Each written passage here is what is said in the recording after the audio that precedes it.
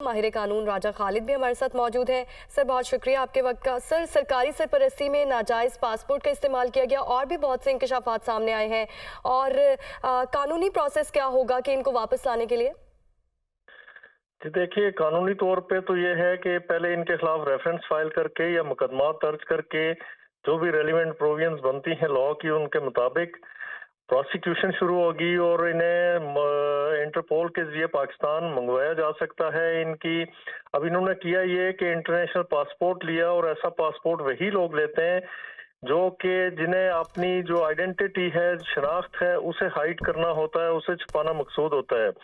ये खातून, आपको पता है कि हुकूमत के जाने से 6 दिन पहले इन्हें बाहर भिजवाया गया।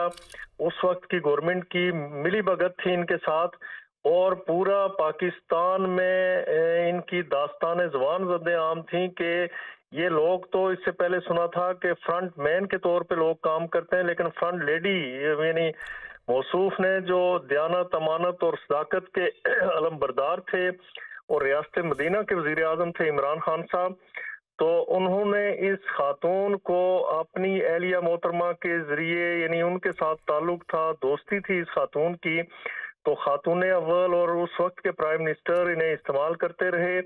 इनके जरिए मनी लॉन्ड्रिंग की गई, और इन्हें यहाँ तक कि आपको पता है वो जो 190 पाउंड इंग्लैंड से जो पाकिस्तान की मनी वापस आई थी, तो उसके बदले में जो 240 कनाल जमीन थी इनके नाम पे अलाट की गई, इनके नाम पे ट्रांसफर की गई। इसी तरह हीरे जवाहरात, ये लंबी चौड़ी कहानियां हैं।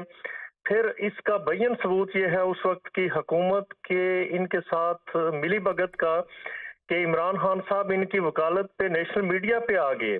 उन्होंने आके इन्हें डिफेंड करने की कोशिश की, इनकी जो इनकम थी, इनके जो असासे थे, उसे जस्टिफाई करने की एक नाकाम कोशिश की कि 3 सालों के अंदर एक खातून प्रॉपर्टी से अरबपति बन गई।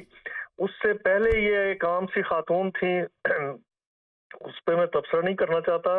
पाकिस्तान के लोग जानते हैं कि एक मामूली सा बैकग्राउंड, हम्बल सा बैकग्राउंड रखती हैं, और ये क्या करती थी, किस प्रोफेशन या पेशे से वाबस्ता थी, वो भी पता है।